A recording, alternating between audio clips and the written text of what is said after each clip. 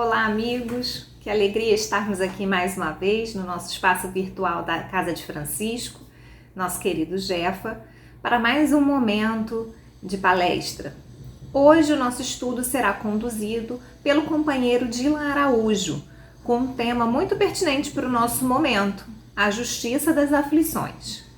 Mas antes de entrarmos especificamente nesse momento de palestra, nós gostaríamos de lembrar àqueles que desejam conversar um pouco, ouvir uma palavra amiga à luz da doutrina espírita, entre em contato conosco através do e-mail jefaniteroy@yahoo.com para que possamos agendar um horário para melhor entrarmos em contato e conversarmos um pouco, ok? E para que possamos começar a nos ambientar, a acalmar nossos corações, ampliar nossas mentes, vamos fazer a leitura de uma página do livro Caminho, Verdade e Vida, psicografado pelo Chico Xavier, ditada pelo Espírito Emmanuel.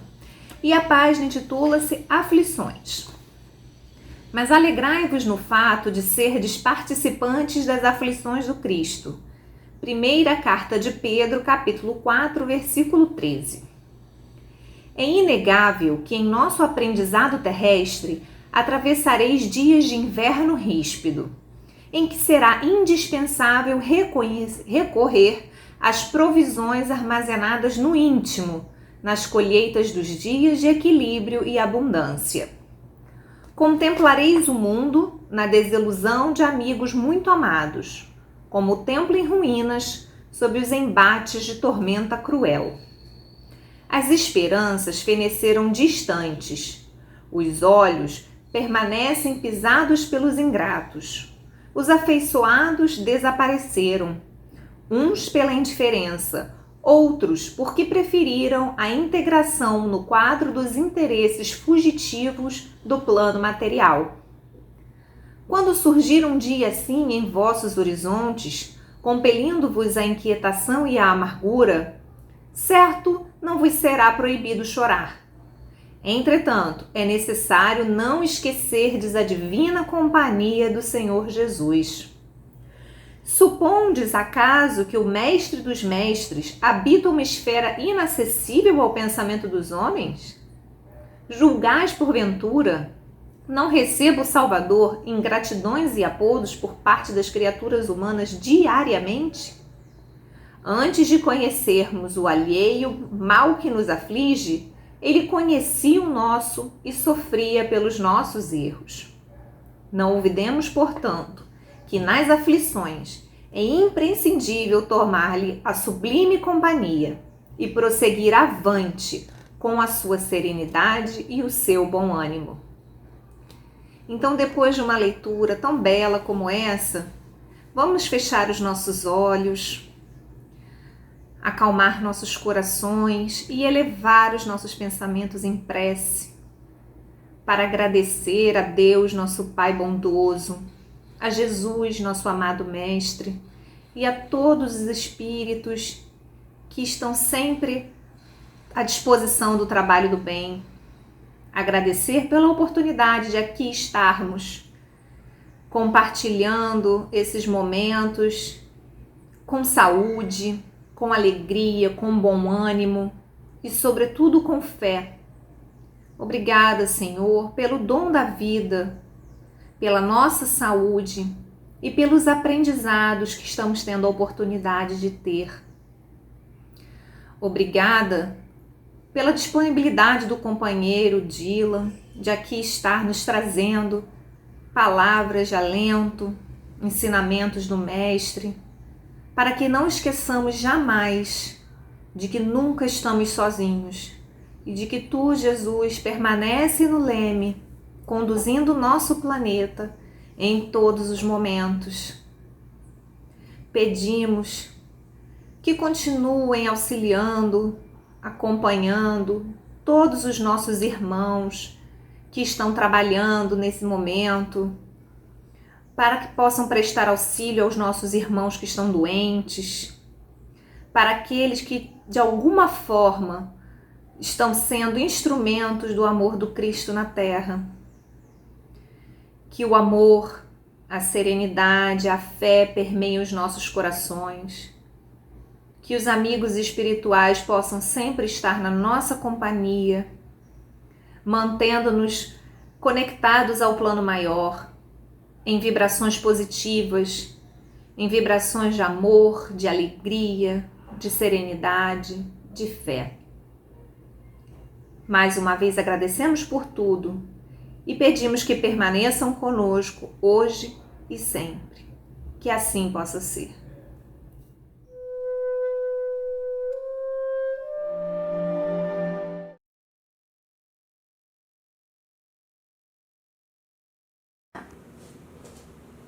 Olá para todos, eu vou começar aqui num esforço de imaginação, pensando nas cadeiras, na disposição, na arrumação do salão do Jefa. Não tenho oportunidade de estar com vocês presencialmente já faz um tempo, mas a gente aproveita essa oportunidade de estarmos juntos, mediados de alguma forma pela tecnologia e aproveitando alguns dos desafios que são colocados para a gente nesse momento. E é interessante que a gente esteja trazendo esse tema proposto pela Casa, Justiça das Aflições, nesse momento que nós estamos vivendo agora, porque é normalmente no momento de dor, de dificuldade, de adversidade, que a gente se pergunta se deveria estar passando por aquilo que está passando, qual é a causa desse sofrimento e qual é a finalidade futura, de que maneira isso me ajuda a sair da condição em que eu estou agora para uma condição um pouquinho mais feliz. Justiça das Aflições é o primeiro item que a gente vai encontrar no capítulo 5 do Evangelho segundo o Espiritismo, que diz que são bem-aventurados os aflitos.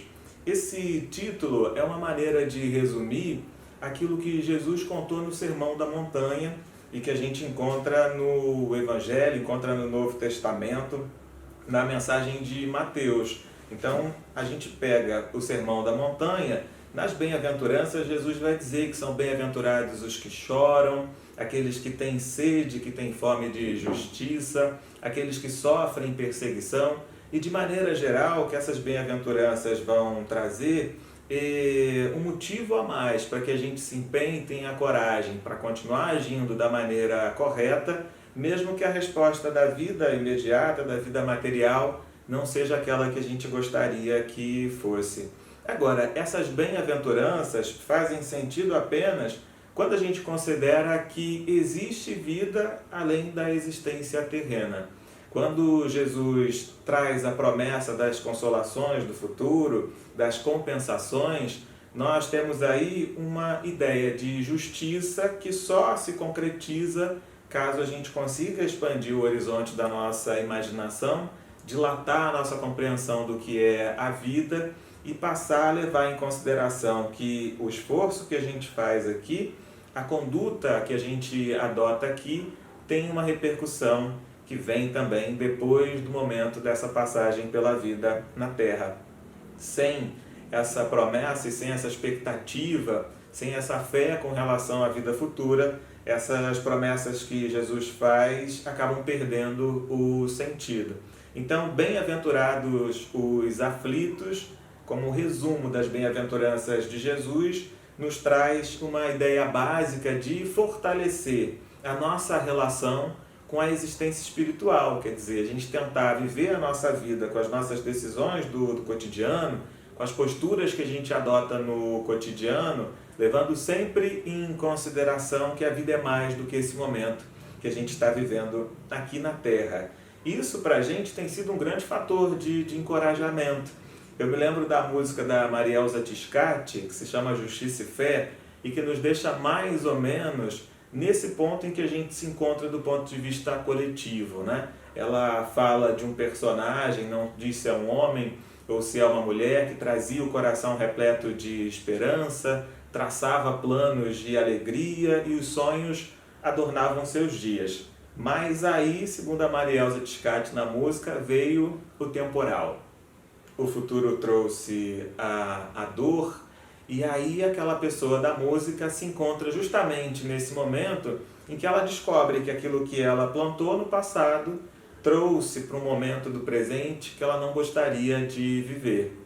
E de maneira geral, a gente tem um pouco dessa sensação quando a gente passa por uma adversidade. A gente percebe que o momento do presente não era exatamente o que a gente gostaria de experimentar.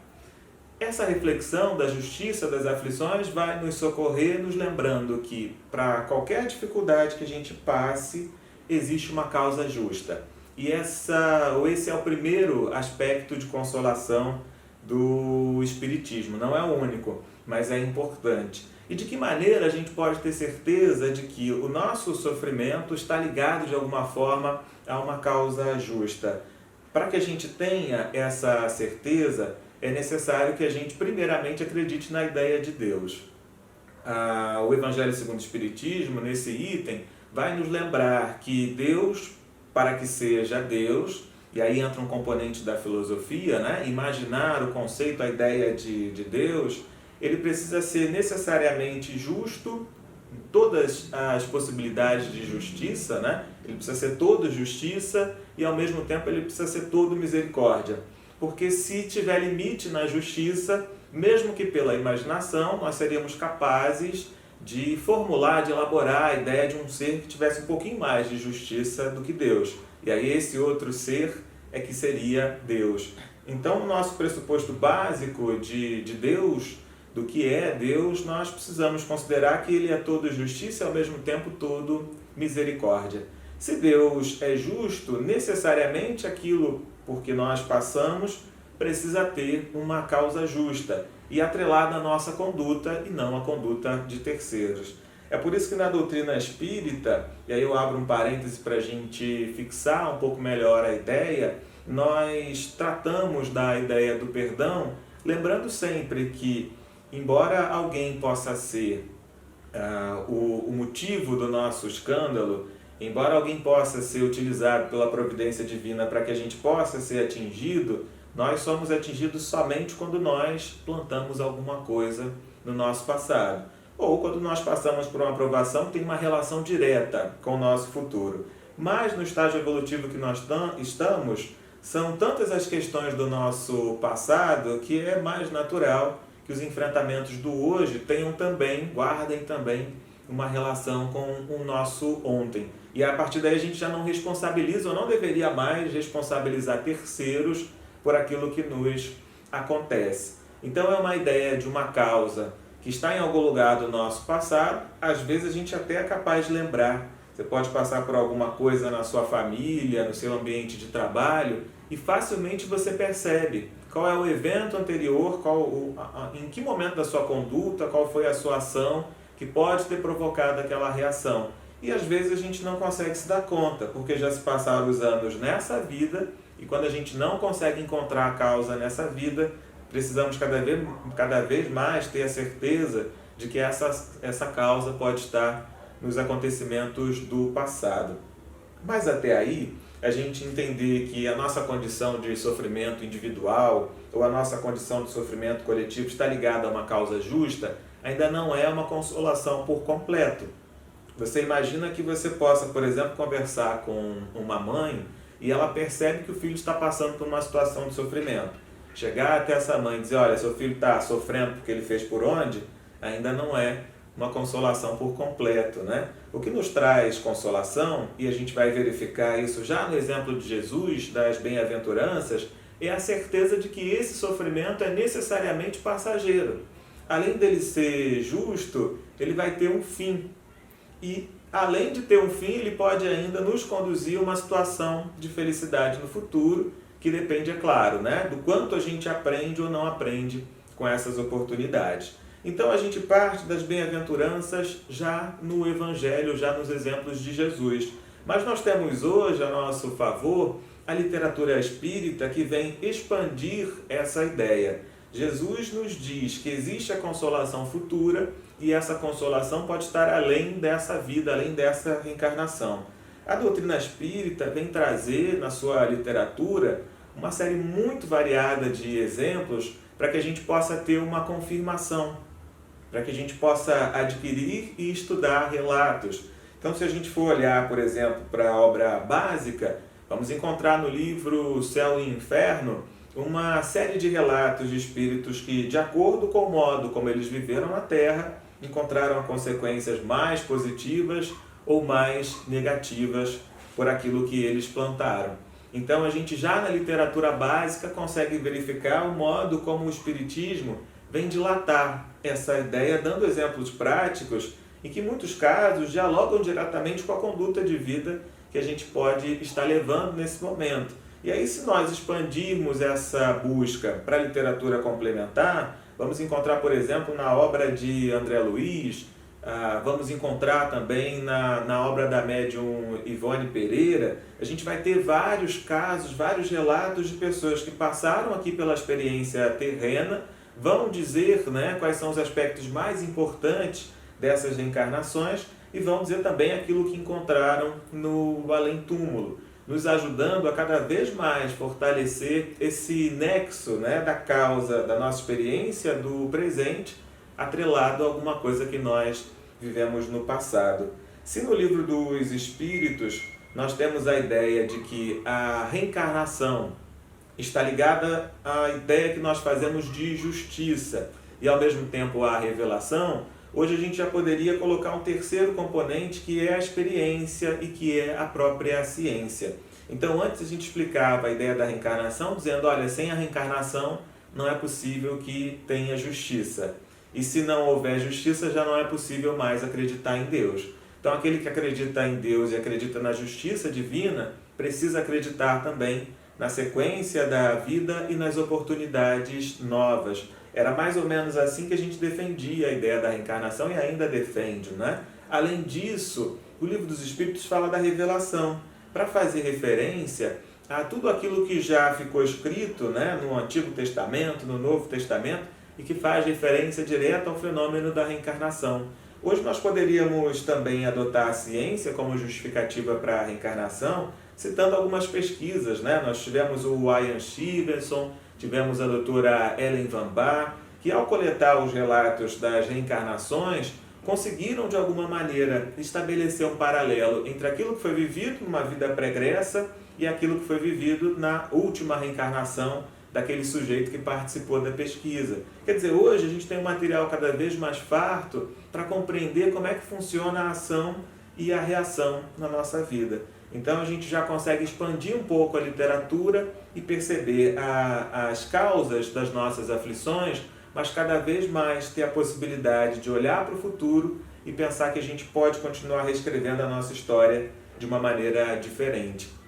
Agora, pensar em justiça das aflições, pensar no motivo do que nós estamos enfrentando hoje na Terra, do ponto de vista individual e também do ponto de vista coletivo, nos leva muitas das vezes a indagar qual é exatamente a finalidade da prova que nós estamos vivendo. Nem sempre é fácil, no momento em que a gente está enfrentando a prova, compreender de que forma ela se ajusta na vida da gente, né? Então, anos depois de passar por uma dificuldade, é comum que a gente pense no passado e chegue à conclusão, olha, se eu não tivesse passado por aquilo na infância, se eu não tivesse passado por aquilo na adolescência, na juventude, eu não teria hoje a bagagem que eu tenho e que eu agradeço a Deus por ter. Então a gente olha para o passado com um pouco mais de facilidade e reconhece a força que adquiriu, a experiência que adquiriu, o conhecimento, a gratidão que adquiriu por conta das experiências pregressas. Mas no momento que a prova está acontecendo, é que a gente precisa lançar mão das ideias que a gente está desenvolvendo intelectualmente para passar a sentir também no momento da prova que vale a pena o esforço e que vale a pena a atenção. Nesse momento de quarentena, é muito curioso que a gente passa a receber relatos de várias pessoas que começam a se dar conta de vários desafios que já passavam na vida e que agora, de alguma maneira, são chamados a prestar um pouco mais atenção ou para mudar até a conduta com relação àquele tópico, àquela pauta.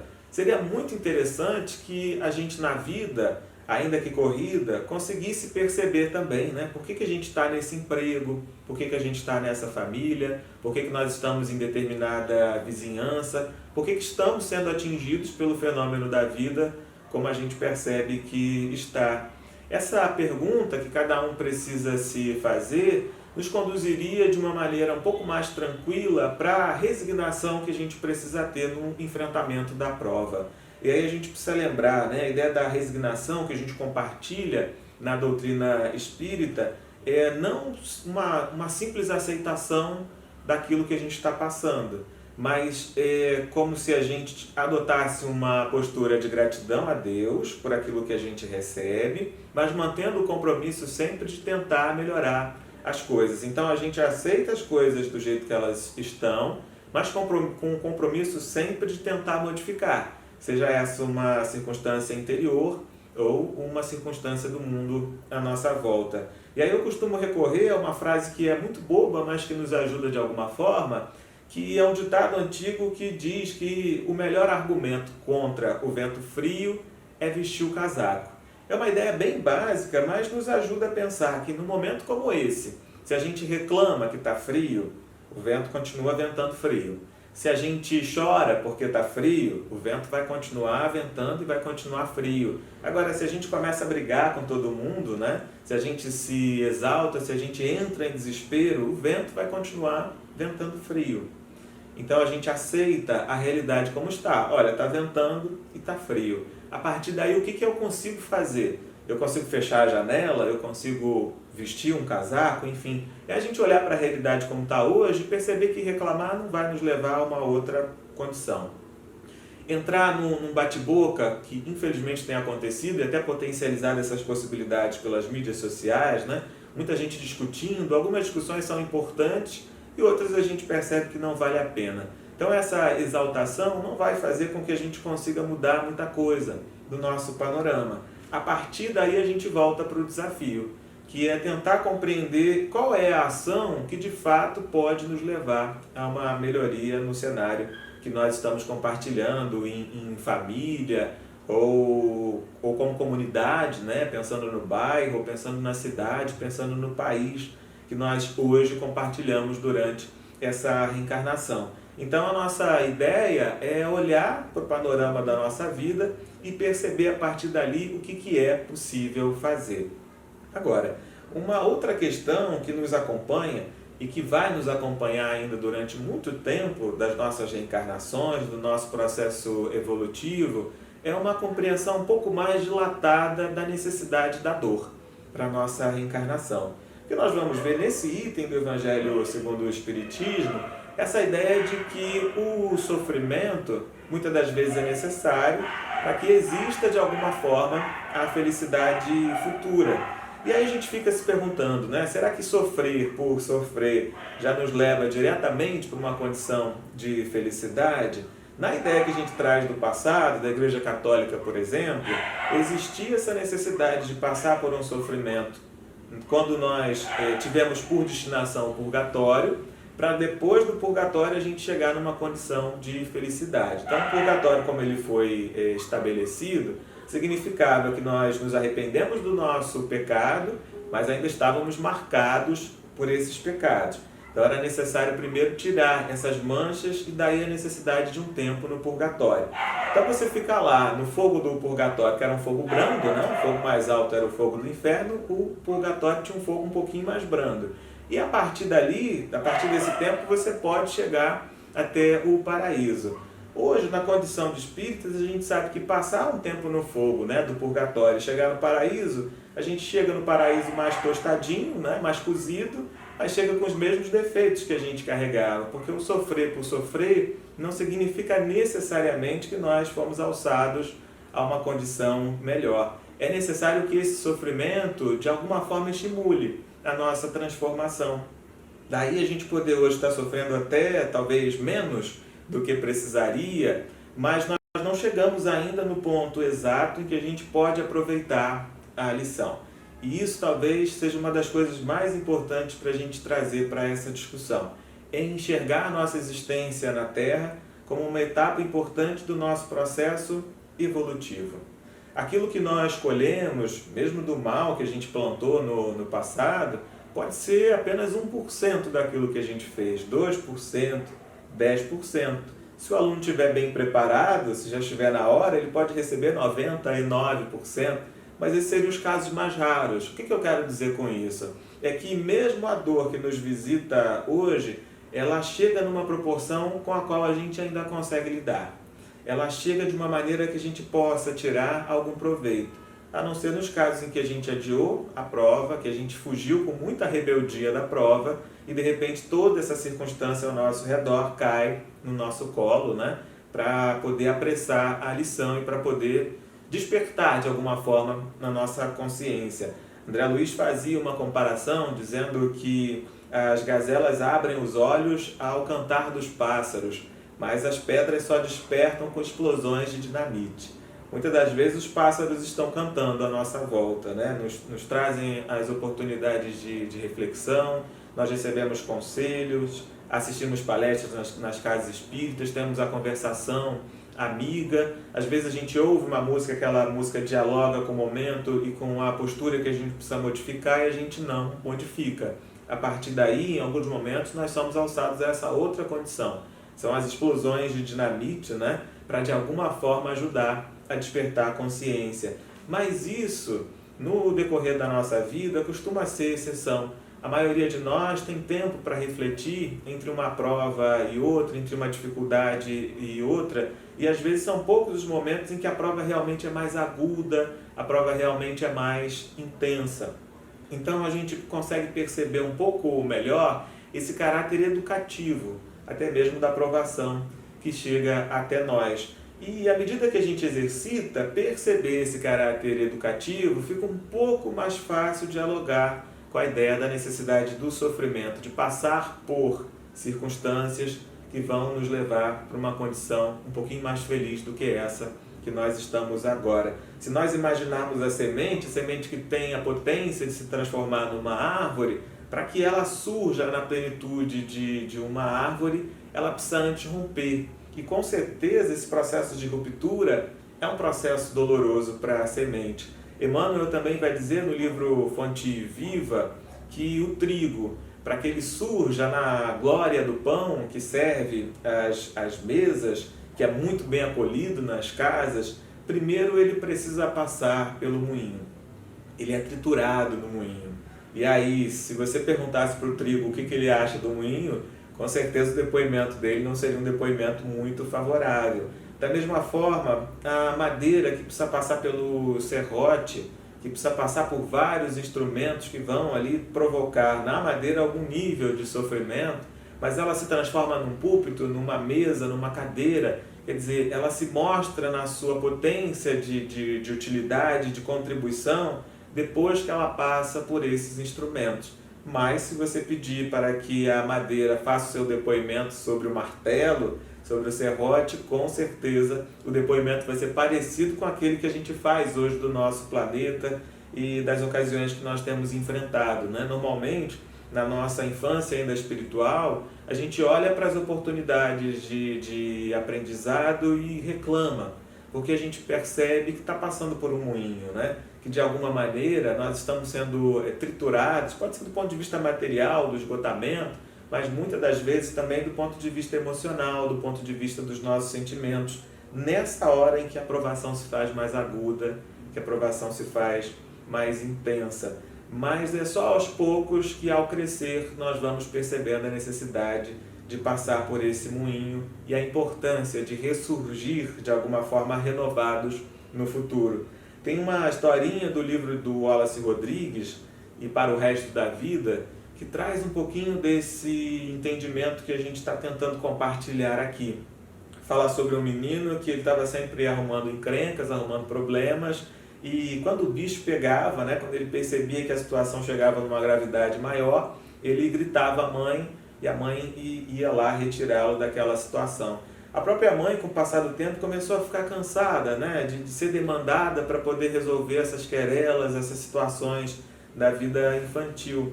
E aí ela, em determinada circunstância, ouviu que o filho tinha arrumado uma encrenca, chamou por ela, mas ela não foi atender. Logo depois que o menino teve que enfrentar aquilo tudo que ele mesmo arrumou sozinho, ele voltou para casa um tanto quanto chateado, né? Pensando, poxa, a minha mãe não foi me socorrer. E aí entre eles se fez um clima um tanto quanto desagradável por algum tempo, mas ela esperou o momento apropriado para poder trazer aquela lição. Um dia eles estavam passeando pelo jardim da casa e aí ela percebeu que existia um casulo pendurado no galho de uma árvore. E aí ela chamou o menino para poder ver aquele casulo. Quando o menino se aproximou, eles perceberam que o inseto que estava ali dentro começou a se mexer e fazia força para conseguir sair daquele casulo. O menino, muito impaciente, pegou o canivete e abriu o casulo.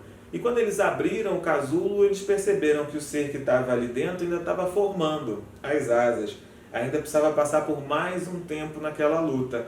E como foi libertado antes da hora, ele não conseguiu resistir.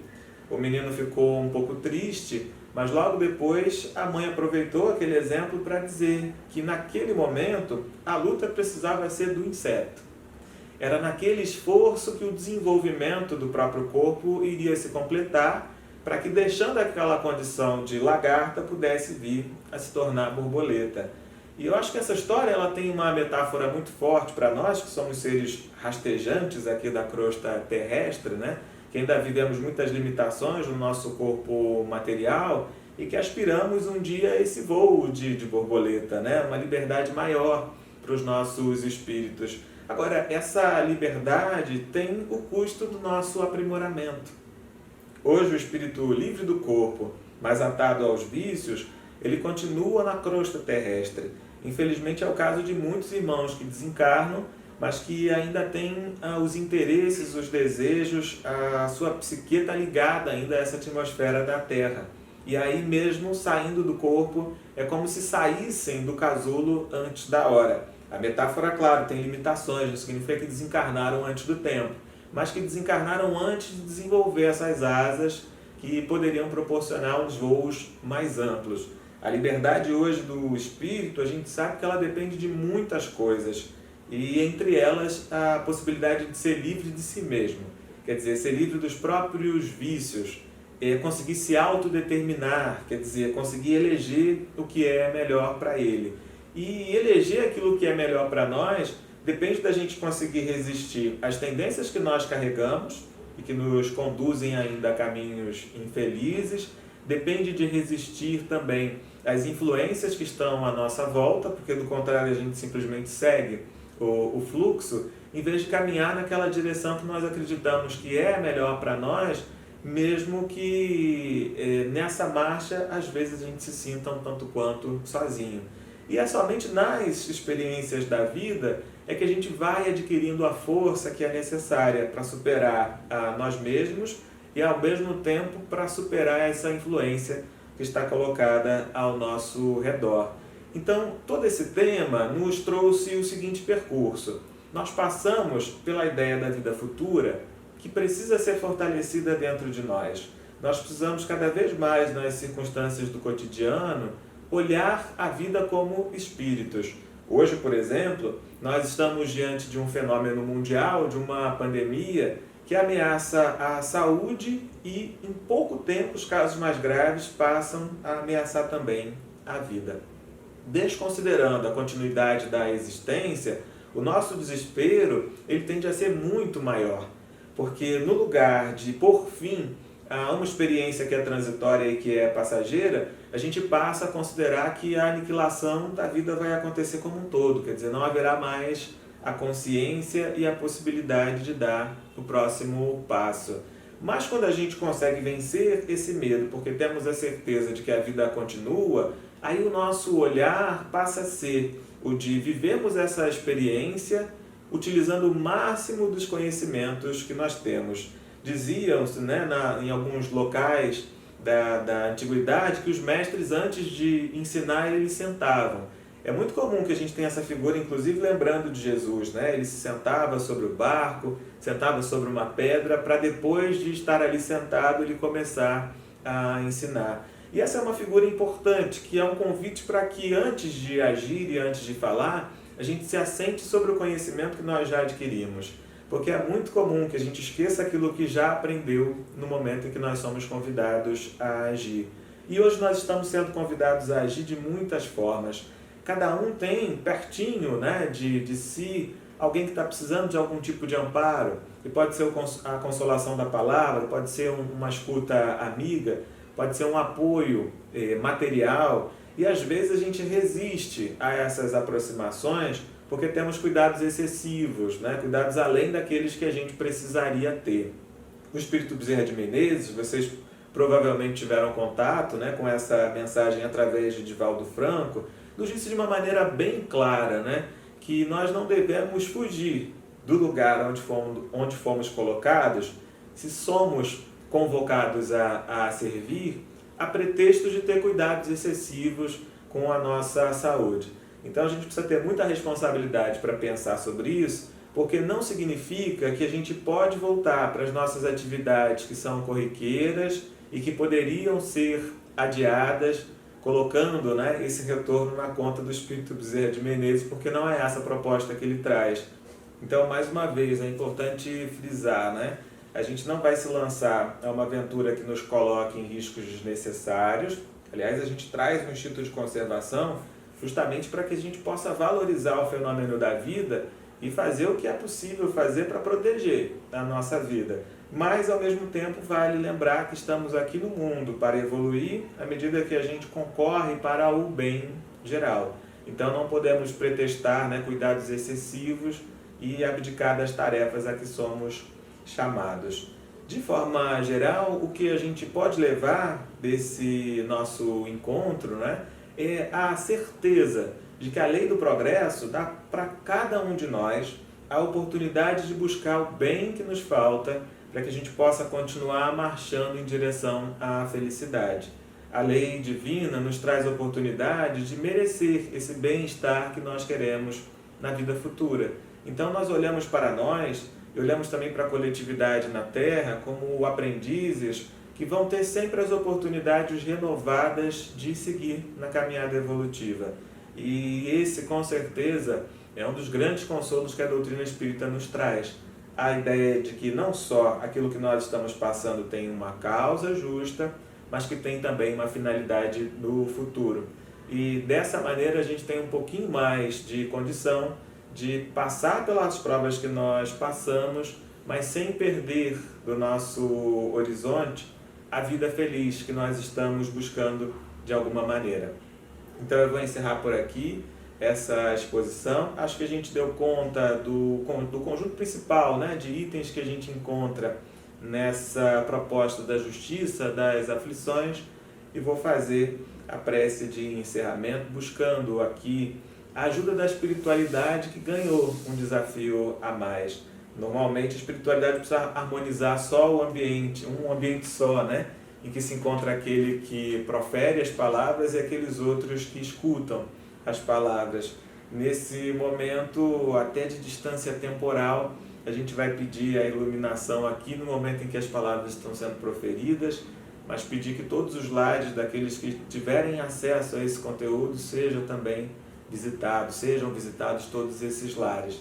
Então vamos juntos aqui num esforço de aumentar as vibrações positivas e ajudar na economia da nossa psicosfera, porque com certeza o planeta precisa desse esforço e a gente pode oferecer também a nossa ação. Mestre Jesus, ainda estamos distantes de compreender com profundidade a maneira como cada dor que nos visita, que nos bate à porta, concorre para a nossa felicidade futura. Ainda estamos distantes de compreender o diagnóstico geral da evolução do nosso planeta e, a partir daí, compreender melhor a necessidade que nós temos de passar por aquilo que ainda vamos passar. Mas, Mestre, o seu Evangelho nos trouxe, mesmo diante dessas incertezas, a possibilidade de confiar, de ter a convicção de que na vida do futuro poderemos ser mais felizes de acordo com a obra que estivermos realizando agora. A partir disso, Mestre, nós pedimos o seu auxílio, o auxílio da espiritualidade amiga para o nosso despertar da consciência. Pedimos o seu auxílio para retirar de cada um de nós aquilo que nós já temos condições de oferecer. Que nós possamos lembrar cada vez mais dos conselhos, das diretrizes seguras do seu Evangelho. Que nós possamos aceitar a sublime proposta que nos trouxe, de tomarmos Deus como Pai, de compreendermos que somos todos irmãos, compreendermos que as nossas vidas estão interconectadas e que a felicidade geral depende dos concursos individuais. Que assim, Mestre, nós possamos pedir para que Tu estejas conosco, mas fazer o possível para que nós também estejamos contigo nesse desafio de fazer expandir o amor na Terra e levar o nosso planeta para a condição de felicidade que nós tanto almejamos. Assim nós encerramos esse momento de encontro e por todas as oportunidades que temos e que teremos, aproveitamos para juntos dar graças a Deus.